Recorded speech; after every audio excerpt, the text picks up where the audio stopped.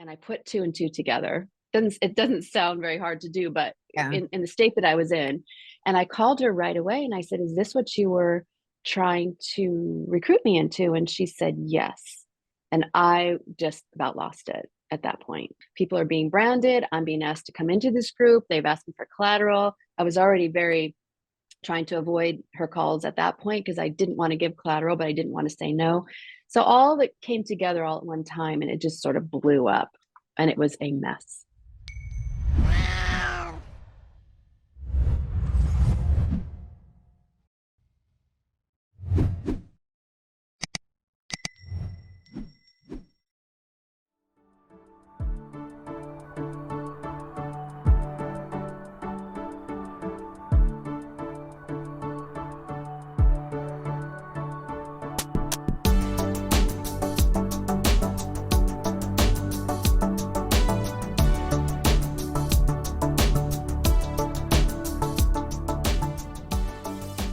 I am absolutely delighted to be here today with a new guest on my channel, but one that my good friend Bryce introduced to me, and the beautiful Kelly Thiel.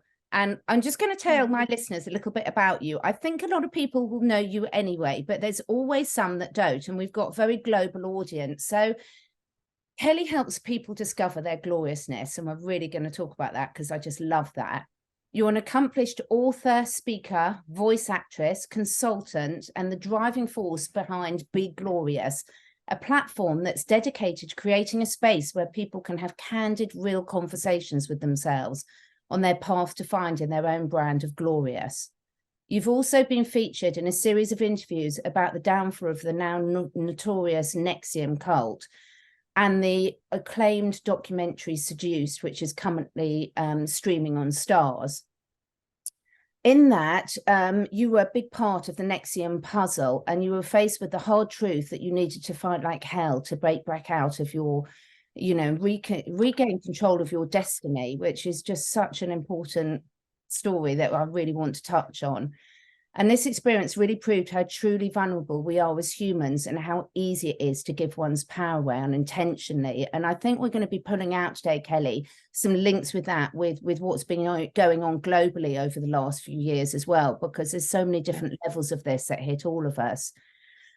So an amazing bio, an amazing story. And one of the things I wanted to start with is first, welcome. And you are looking absolutely glorious, I must say. Oh. Thank you. How are you doing at the moment, Kelly? I'm doing very well. A little jet laggy right now, but other than that, I'm doing great. Thank you. That's fantastic. And you've been on a spiritual path for a long while, haven't you? And you've got a wide range of experience in that. Is that what sort of led you on to the next stage of the NXIVM in the first place? Yes, so I had been searching for a long time, probably 15, 20 years before I even ran into NXIVM. And I kind of hit a wall around that time. I felt like I had done so much and I just wasn't where I wanted to be. So when I was introduced to NXIVM, it was like the perfect timing of finding this thing that I thought was going to be it and where I was at in my life at that moment. And this is when I saw Seduced, I was completely, one of the things that completely blew me away was when you looked at the original, why people like you joined NXIVM. It was a human potential organization, wasn't it? It was very clearly being sold to people on that basis. Absolutely. It had a whole curriculum that was scientific based. So there was no religion involved at all, which was, for me, was great because it felt like it was something that I could, step 1, 2, 3 and do it this way and you'll be here. And that's kind of what it was sort of introduced to me as. If you do all these things, you're going to come to this place where you're going to reach sort of an enlightenment. And for me, honestly, I just wanted to feel like I was enough and I wanted to feel like I was okay. And I wasn't at that point. So it was like this perfect little recipe right in that moment for me. And who introduced you? How did you find out about NXIVM in the first place? So I found out through a friend. We had run into each other and she mentioned these classes she was taking and it kind of went in one ear and out the other. And then one day, probably like 4 months later, I was in the shower and I kind of hit this wall and I thought, I should call her and ask her what those were about. It just seemed like the right thing to do. So I called her and she said, "Oh, we're having a meeting tomorrow." And I thought, "Oh, serendipity."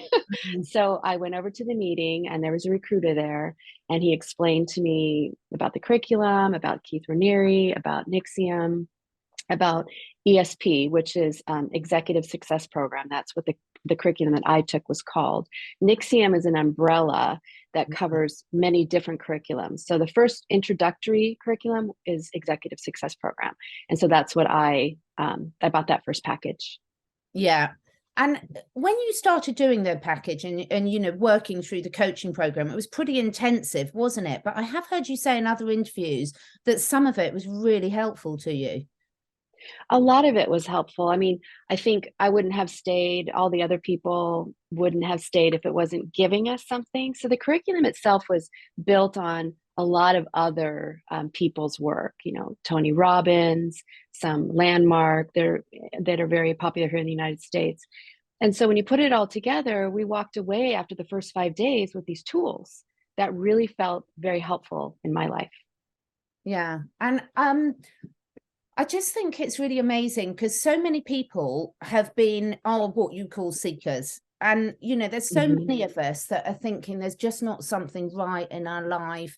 You know, we really want to reach our full potential and feel like we are enough. I mean, why do you think that in hindsight now, why do you think so many people feel like that and really are searching out something outside of themselves? Well, I think it's because we have this society that kind of is always constantly telling us that we're not enough. Mm, Instagram, Facebook, commercials, everywhere you look, it's you have this idea of perfection. And when you measure yourself against that, at least for me, I always come up short when I would do that. And so I think there's this constant need to be better and to feel like you're enough. And I think that's why so many people are seekers. Now, I'm still a seeker. I yeah. just know now that I'm never going to find it. So I look at being a seeker as just being on a journey of life and constantly being open to new opportunities. But now that I've been in a cult, I'm very careful about the opportunities that I let into my life now. So I have a new lens to look through, so to speak. Yeah. So in terms of when did you first realize, when did the alarm bells first start going off for you? Because there's a lot of different stages. This doesn't happen overnight. Hmm. There's a lot of different stages that you get taken through. So can you talk Yes. me through a bit of your journey from taking that first 5-day course and finding it really useful to when did you first start finding out about the more secret group side of things? Can you talk people through that journey? Sure. When I took the first 5 days, I was like I said, I was at this point in my life that I really needed some change and some support, and I found that in the curriculum. So I ended up taking the first 5 days in Los Angeles, and then there's a whole 16-day course that you can take, and the sixth day, number 6 day, was starting the day after my 5 day ended. So I got on a plane, I flew to New York, and I finished the 6 through 16 days. After that, of 16 days of being around the same people, around the curriculum. You know, you're working from 8 in the morning until sometimes 10 o'clock at night. You're not eating a whole lot. The food that they have provided for you is vegetarian, which is great. But if you're not used to that, there's not a lot of protein sometimes in that. So there's fatigue. There was a lot of things going on. And by the end of the 16 day, I was fairly indoctrinated already into the what was going on. So I'm a believer now. I think this is an amazing program, and they're all over me to get me to become a coach. So I become a coach very quickly. Now, unbeknownst to me, they were recruiting me for the resources that I had available to me and also the connections that I had. Yeah. And so they were really all over that. I did not know this. I'm thinking, oh, they really like me. I'm special. Oh, I'm doing great. You know, it felt really good. It's called love bombing. I'm sure Yeah. you've heard of that term. And so after I became a coach and I realized I was really helping people, right? That was my whole goal for becoming a coach, was to help other people enjoy and benefit from what I was benefiting from. And so I started recruiting people in Orange County, and we wanted to set up a center.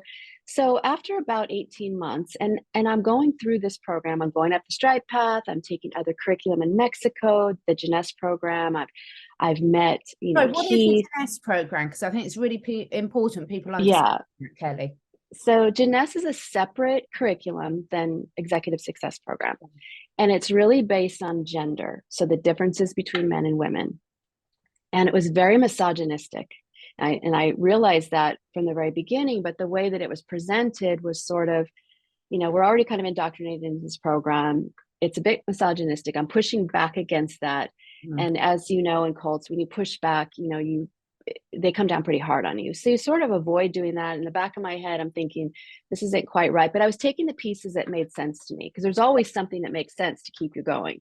So I was kind of putting that part aside, taking in what made sense. And then I'm doing that program on top of coaching Executive Success Program. So I'm very busy. I'm flying back and forth to New York. I'm going to Mexico City.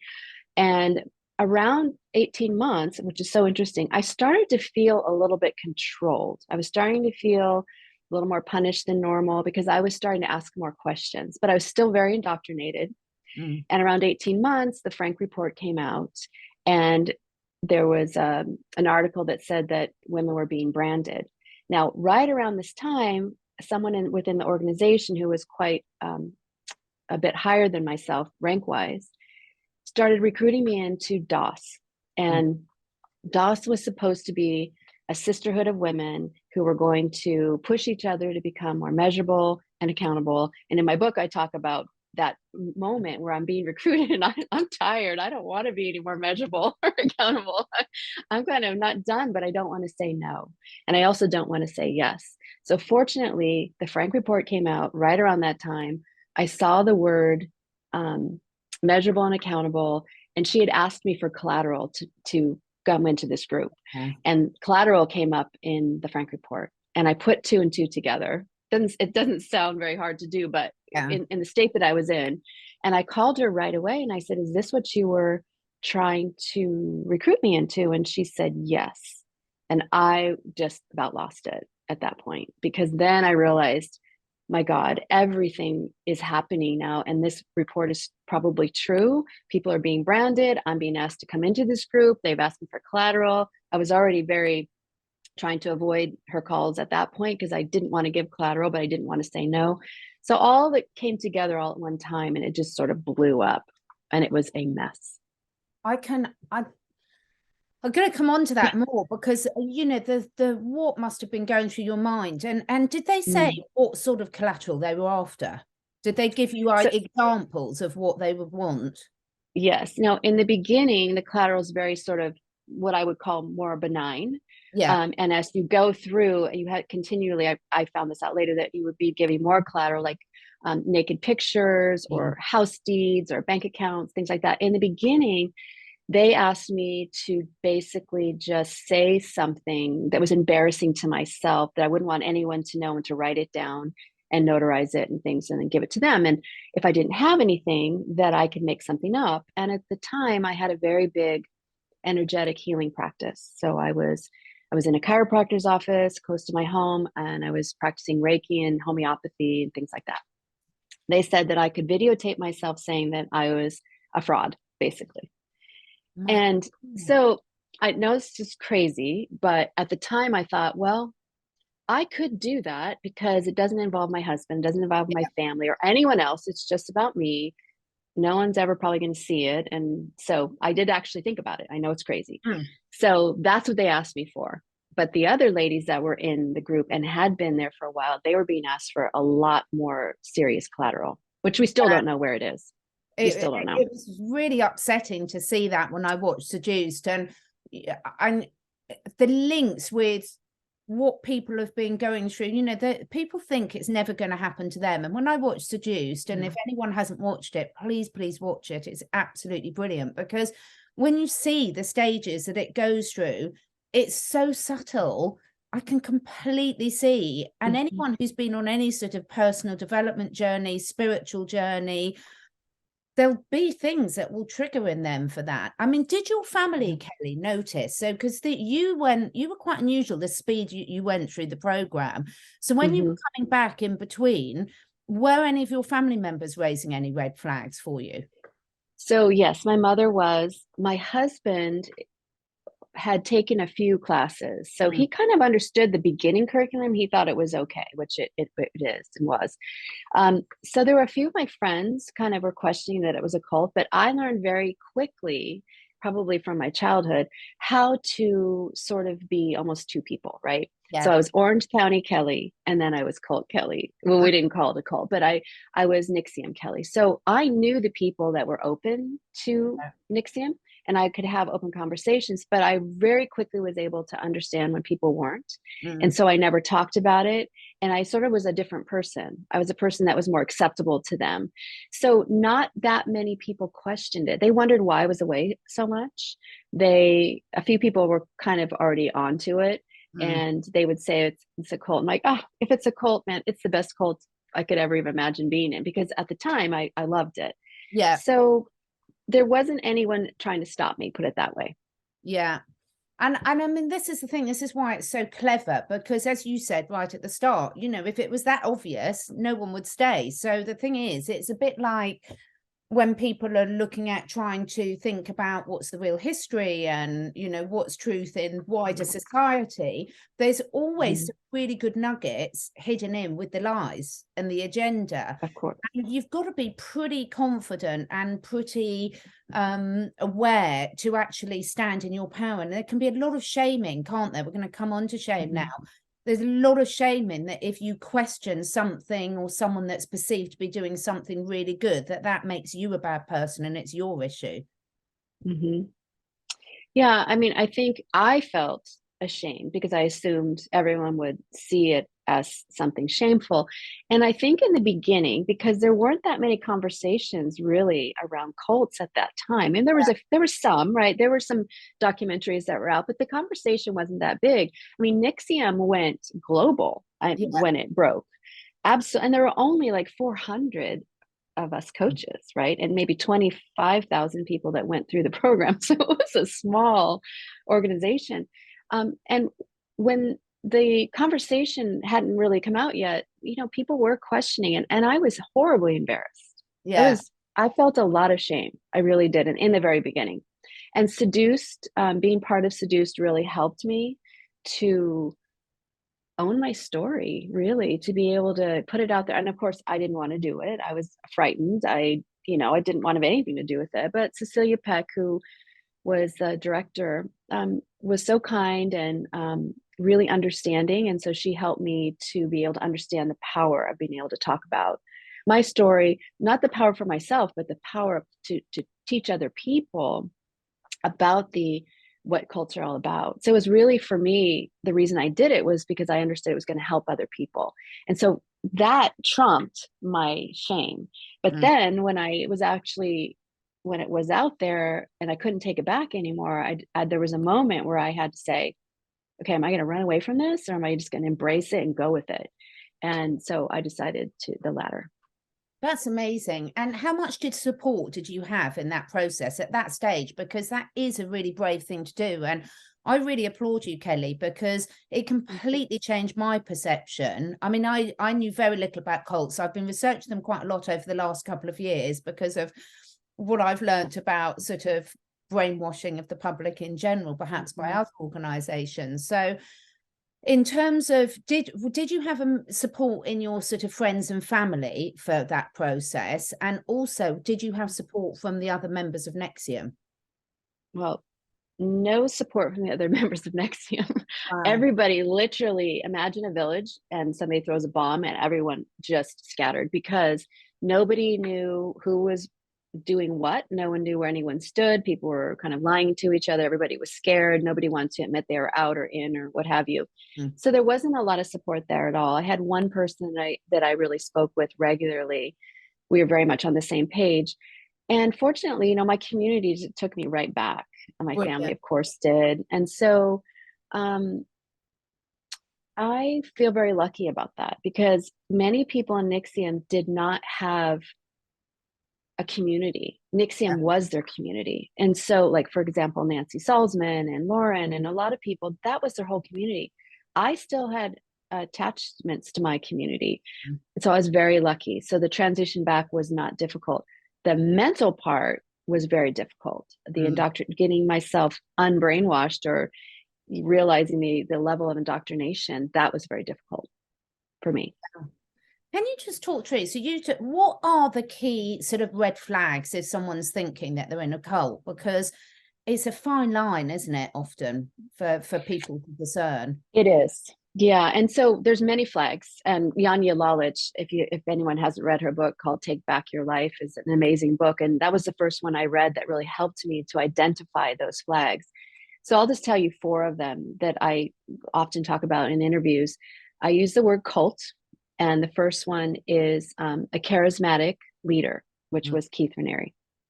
The second one is it's a utopian society. You know, it's a society, a community that is special, that is super supportive, and it's not even real. The next one is L for love bombing. So whenever anybody in a relationship or anywhere that you go, there's too much too fast, just too much attention, too much love, too much everything, just the embracing. That's called love bombing. So that's another big red flag. And the last one is thought reform. Thought reform is really when they're trying to get you to change your belief system, right? I mean, and they're asking you to change your belief system about a lot of things. And so those are the 4 that I think are really big and easy to identify. And of course, there's many more, but those 4 were very clear in the beginning for me. I didn't identify them because I didn't know about them. Yeah. But when I look back, they were all right there. And was Keith a charismatic leader? Because I mean, when the limited amount that I've seen him on video, he doesn't seem to be up there with some of the others. No. But it's amazing if a bit like the Emperor's New Clothes, where enough people tell you how brilliant someone is. Did you question? Did you have that connection with him initially, or did it grow? So when I first met Keith, I kind of was like, "What is all the fuss about?" Yeah.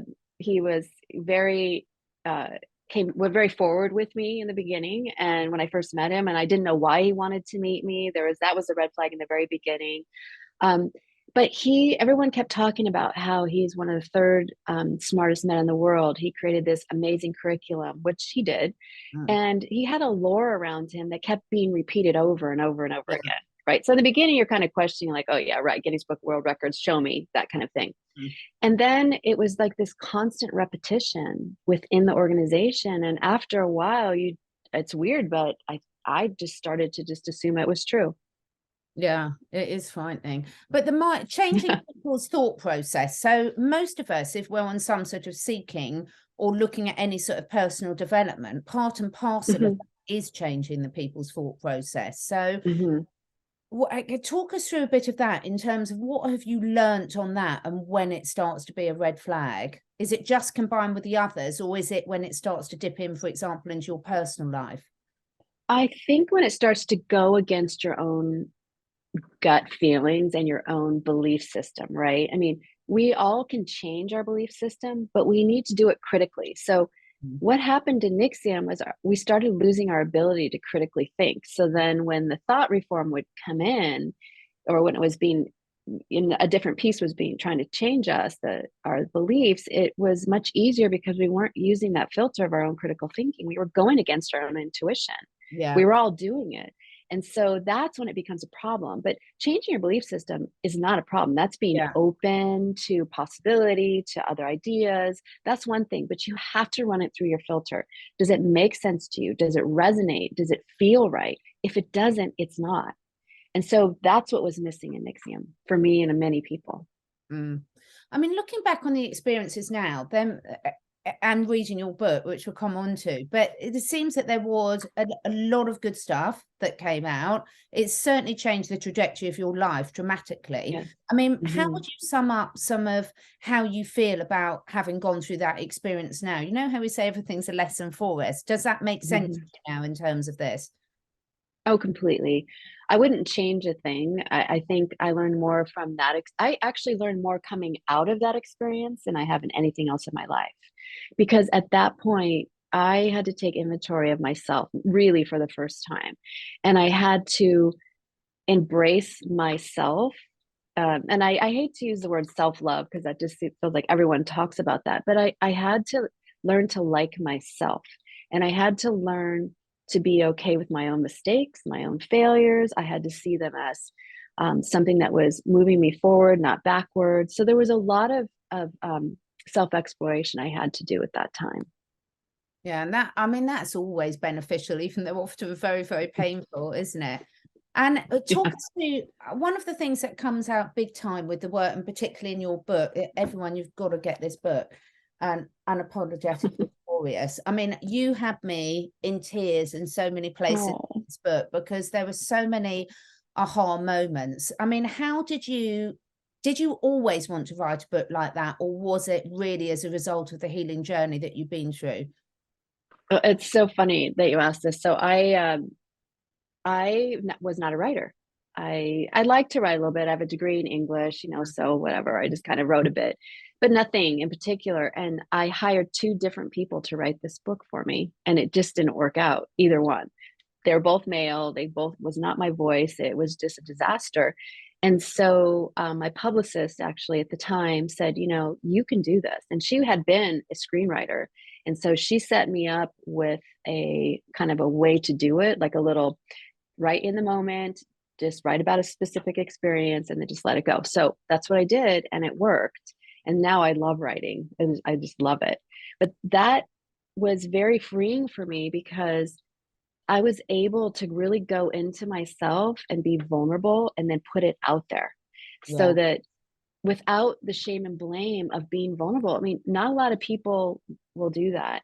And because I went through that experience in NXIVM, I have nothing really to hide. Now, I don't talk about everything in this book, Mm. right? I only talk about things that I think are be helpful to other people.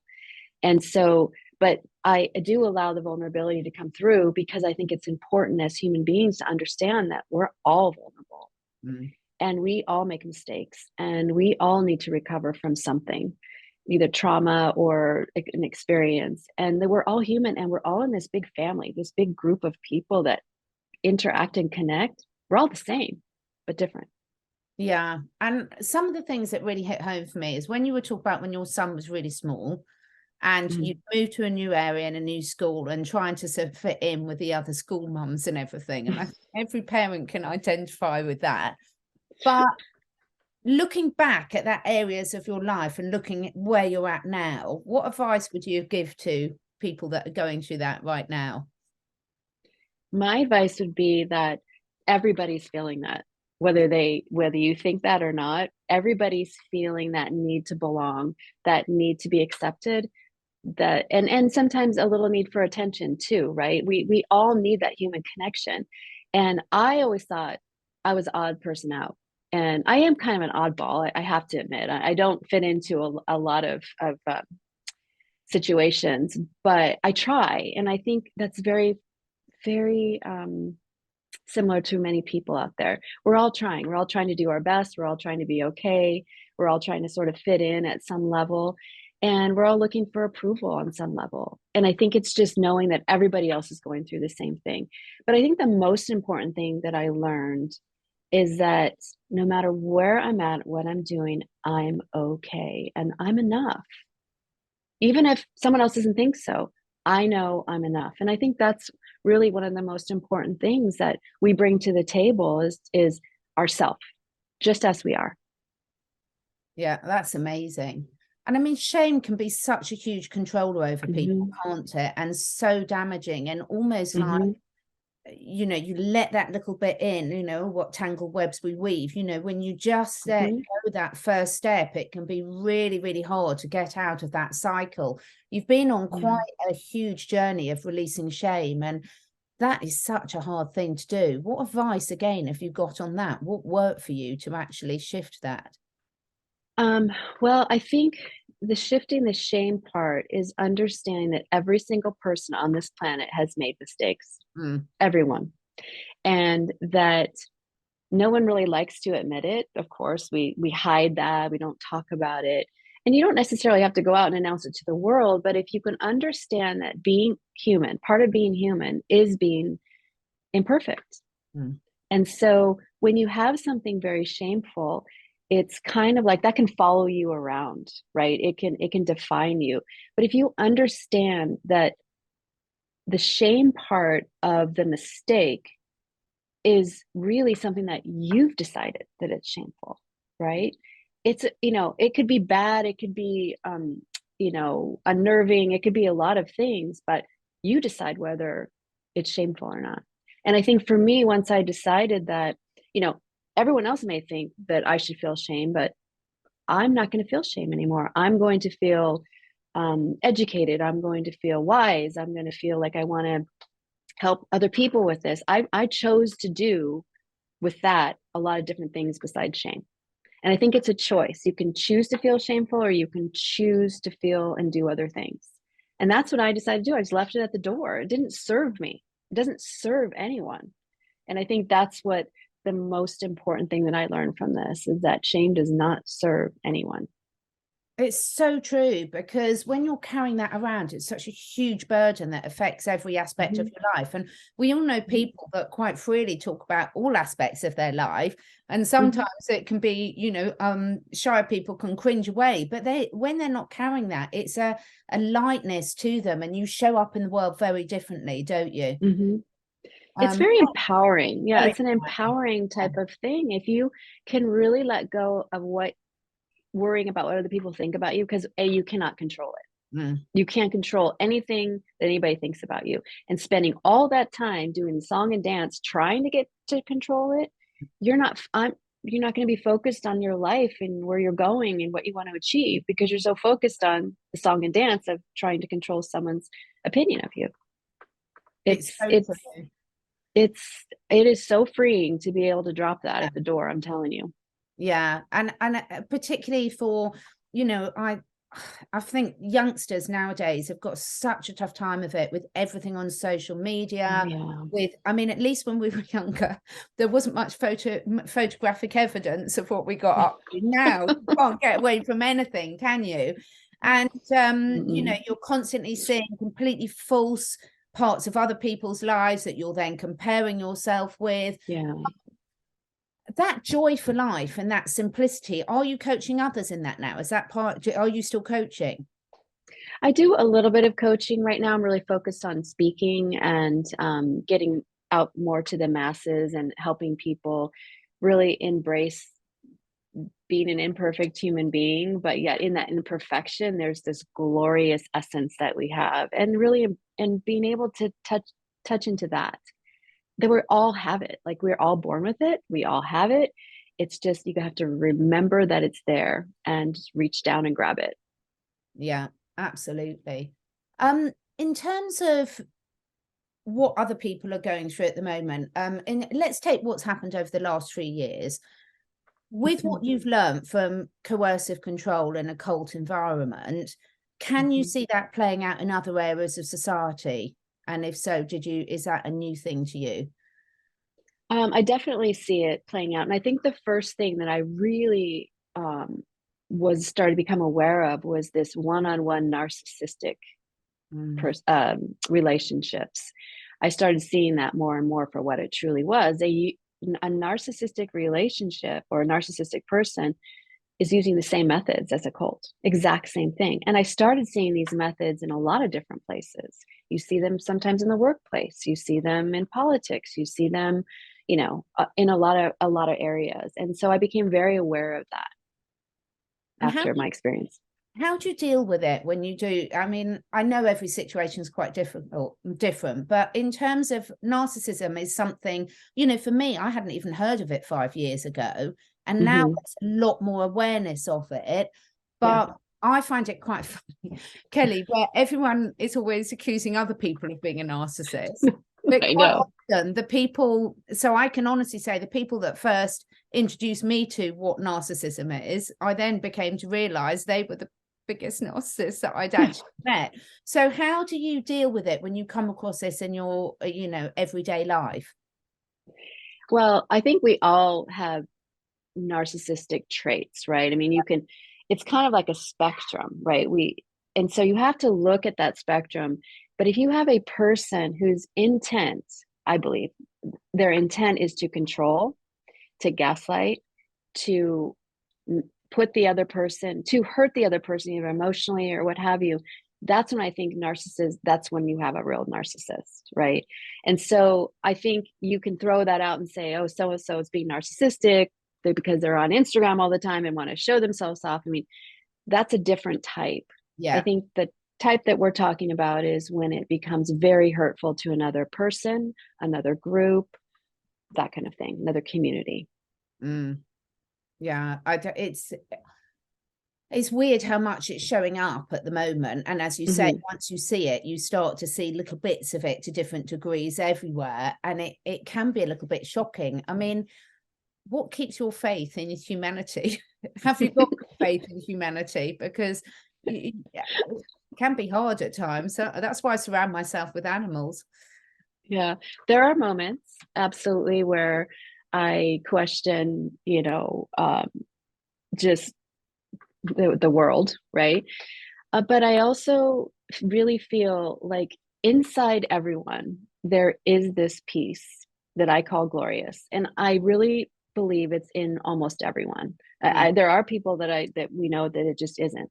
But I do believe it's there. And I know that so many people are struggling with, like what I talked about before, being accepted, being okay, and things like that. And sometimes our mechanism to defend ourselves comes up, and it looks pretty ugly sometimes. Yeah. So I like to look at people and understand that they're all struggling, right? And I really try not to take things personally. So that's a huge key. If you can understand that if somebody is behaving in a way toward you that's not very nice, it's really all about them. Yeah. It's not about you.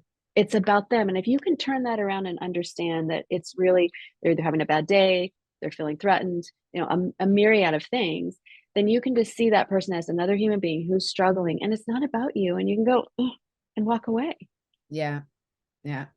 How about boundaries? So with one of the things about NXIVM that sort of strikes me is that you were so intensely involved. And when I watched the stories of other people that were, and it seemed such a close-knit group, but then, as you say, because it just all ended so horribly, and, this realization, it's a bit like, the rug was pulled out so quickly from everyone's feet. There was no nothing gentle about it at all. No. So what about the loss of those friendships? Has that affected you at all?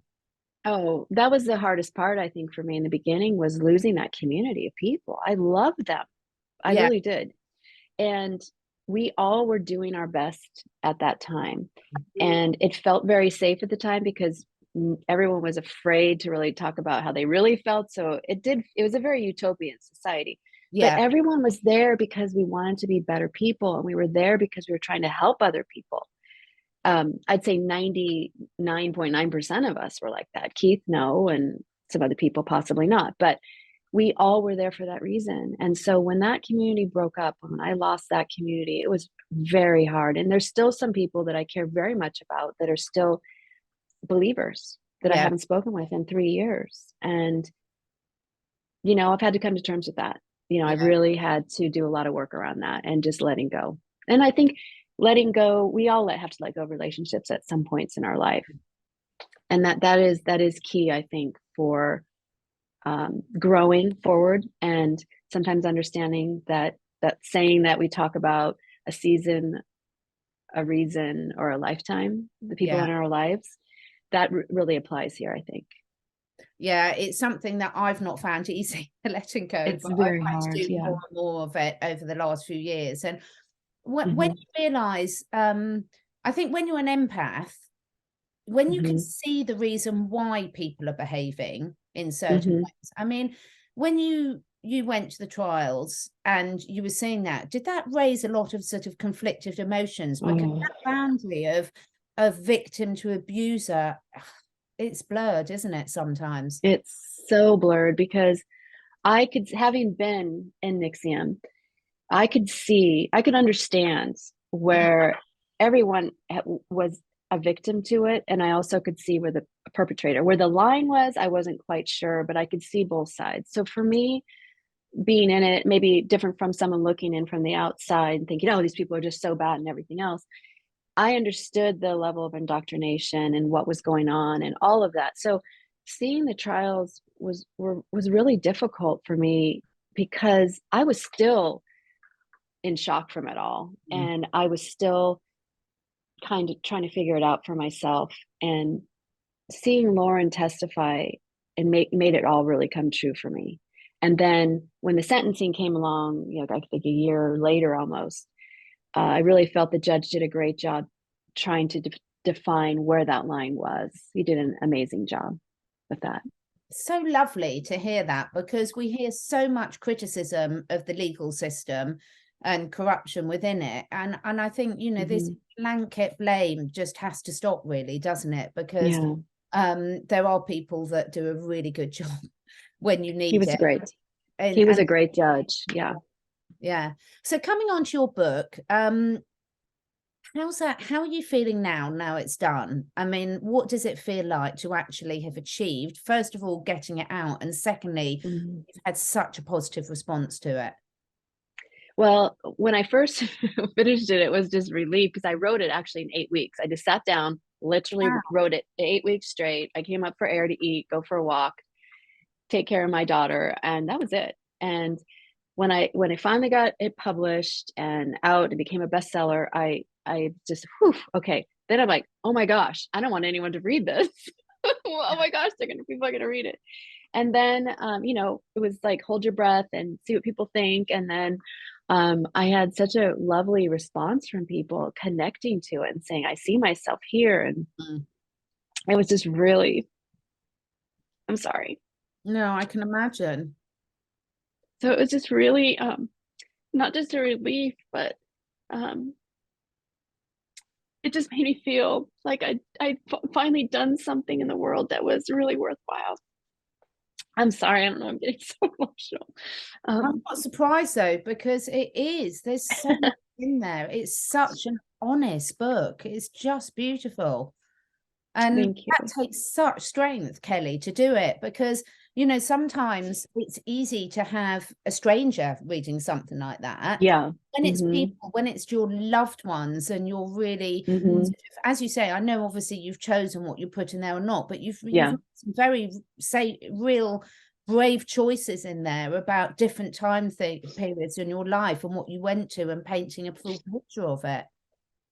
Yeah, it was very freeing on one level, not right away, but later it became freeing, where I was sort of like, okay, it's out there now, and like it or you're not. But for me, it's on Instagram, I'll get a comment or someone will say something that's helped me, and that just makes it all worthwhile. So having it out there is good now, and some people like it, some people don't, and it's okay. But it's for me, it's just been part of this journey that I've been on, and it's just been really fun, I have to say. Yeah. Does it ever get really triggering for you at all, or when people keep going on about the NXIVM, are you still all right to talk about it now? Because a lot of other interviews where they go, almost people are interested in is, did you get branded and were you having sex with him? That's basically I get that a lot. I get that a lot. And I actually, in the beginning, it was sort of like, oh my gosh, again. But now it's just human nature to be curious. And sometimes I head it off at the pass, and other times, it's just, no, I wasn't branded, and no, didn't have sex with him. But I do understand it. And it isn't really so much getting old, because I think as humans, we're so curious. And I believe that the conversation around cults, coercive control, high control, high demand groups is a very serious conversation that is important. And so, do I get tired of talking about NXIVM? Sometimes. I mean, I think I get more tired of I'll tell you how, when I get tired is when I'm surrounded by many people in a new group who have a lot of questions, and I find that answering the questions in a big group is better than doing it one-on-one. That's when I get tired. It's like when I'm constantly, and I feel like I need to really explain what's going on. And I'm learning now that I don't. I can just answer the question, let them process it. If they have more, they can ask. So I don't need to build the whole thing for them, if that makes sense. It's absolutely brilliant. And I think also, at least that's why it must be so helpful, I would think, that to have, say, you know, what seduced, read the book. Because you can't, these issues are so complex. They're not something Hmm. that you can cover in a 5-minute conversation. I mean, they're so deep, and I don't think there'll be a single person watching this that isn't having real, oh my God, yeah, this relationship, that situation. Hmm. I didn't talk about everything in this book, Mm, right? And I don't think people need to talk about their whole lives in any situation. And I think boundaries are such a personal thing, right? Where are you comfortable? And I think that's where your boundaries start and stop. And you should never feel obligated or pressured or coerced mm. into exploring or even um, talking about or or anything that you're not comfortable with, if that makes sense. I didn't say that very well, but No, it I does. think it's like when you find your boundaries where you're comfortable and just not feel the, pressured. Like in interviews in the very beginning, when I first started, I had some pretty big interviews, and I felt the need to like talk about, answer their questions. Now, if I don't feel like answering a question, I just say I'm not comfortable with that. I have no issue with that anymore. Yeah, And I think that goes to everyone, right? If you don't want to do something, you don't do it. If it doesn't feel right, never feel pressured to do or say or be anything. yeah, fantastic. And also, recognize when you might be doing that to other people as well. It, And exactly. Yeah. big one, isn't it, in terms of thinking, Hmm. gosh, you know, I mean, a lot of people, when they talk to their children, when they've got animals, Hmm. when they've got, you know, employees, Right. whatever, there's so many areas of our life where we can actually sit back and think, wow, how would I receive this now that I know what I know? Hmm. Because you're right, it just hasn't been talked about enough in a way that's No. helpful. Yeah. And I think boundaries too are so personal to each person, Mm, and that they need to figure out where they're comfortable, where their boundaries are. And we don't talk about boundaries a lot. And I think it gets us into a lot of trouble because even in NXIVM, I didn't know where my boundaries were. And they were constantly pushing those boundaries. And I didn't have strong boundaries at that time within NXIVM because I really wanted I just wanted it to work and I wanted to help other people. So I wasn't really clear on my boundaries. Now I'm very clear on my boundaries. yeah, I mean, it is quite amazing when you sort of go through. So often we hear the cliche that, you know, everything, life happens for you, not to you, and there's a lesson in Hmm. everything. But Oh yeah. there really is, isn't there? You know, we can choose to see it. Hmm. It's how you choose to react to it and how you choose to grow from Hmm. it. I do think sometimes some people don't have any support around them, which is really, Hmm. really hard. I mean, with your book and what you shared in there and the lessons, as you say, with also your website and the work you're doing about helping everyone realize how glorious they are within them, what are some of the key things you would say to people that are watching this that you want them to take away from, without giving too much away in the book or the work that you're now doing now? I think the is really about understanding that you are enough. We Mm, all are enough just as we are. Now, can we work on things? Absolutely. Can we grow? I hope everyone wants to grow.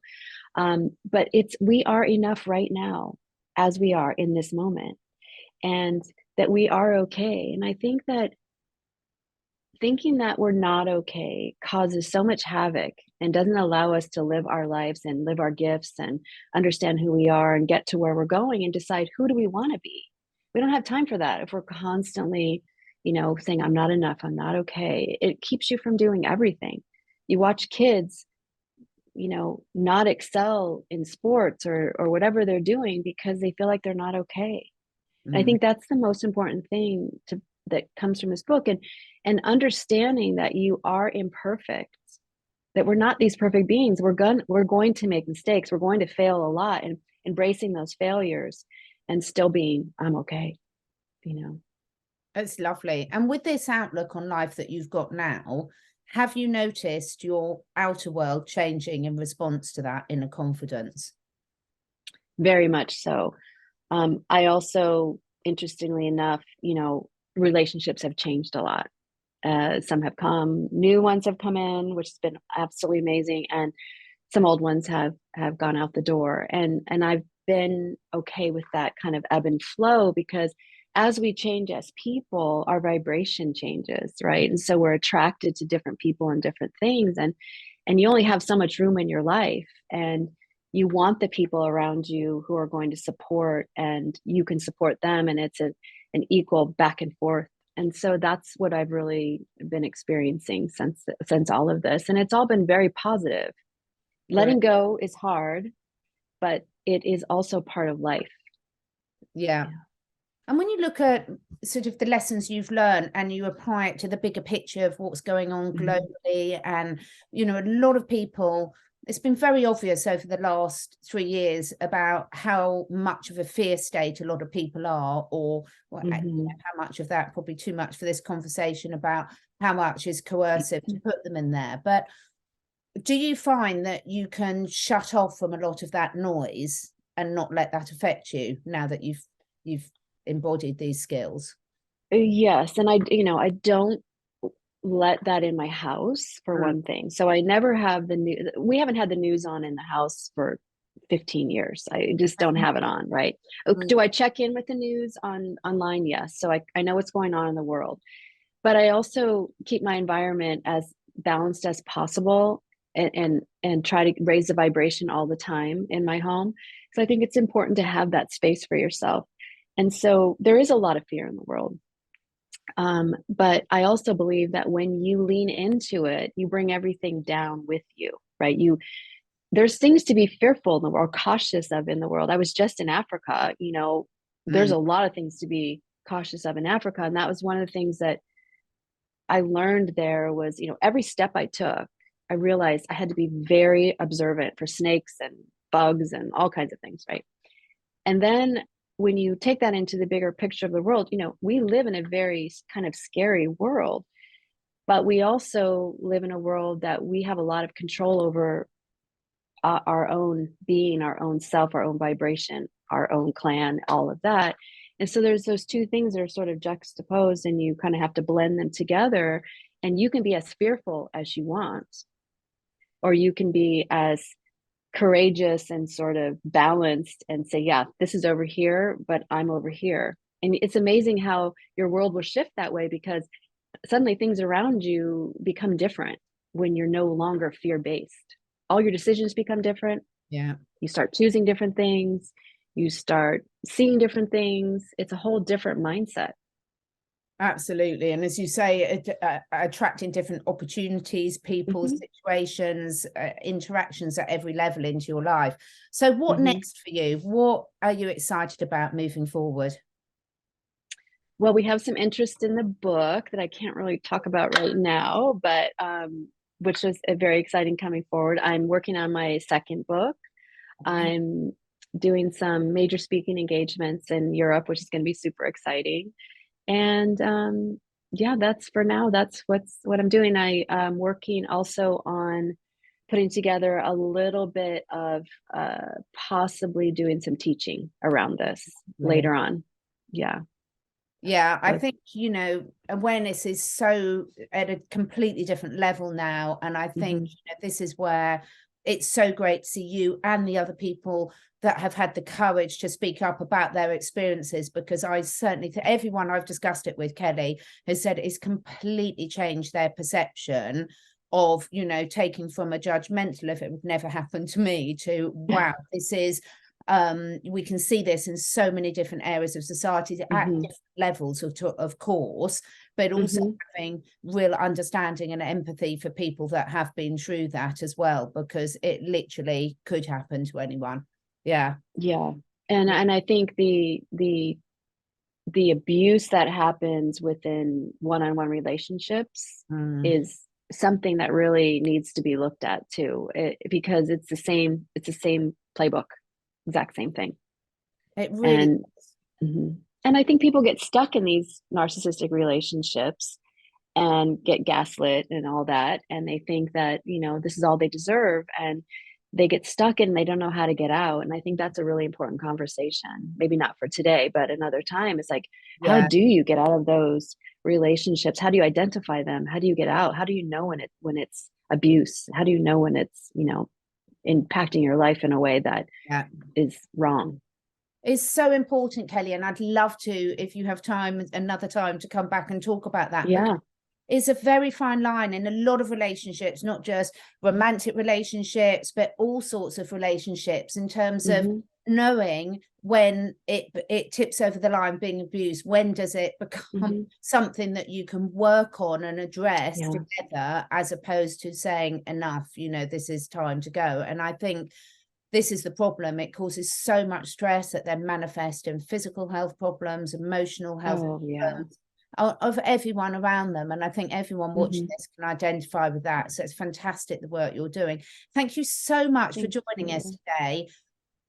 All Kelly's links will be below. I would really recommend everyone, regardless of your situation, to read that book. It's funny, it's uplifting, it's honest, but there's such really important messages in there for everyone. So I think you're an absolutely brilliant writer, and Oh, thank you. looking forward to seeing what next for you.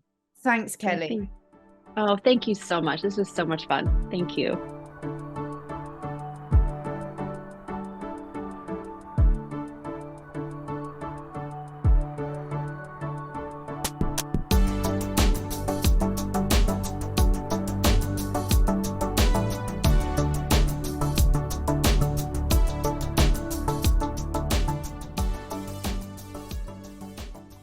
Thank you so much for taking the time to listen.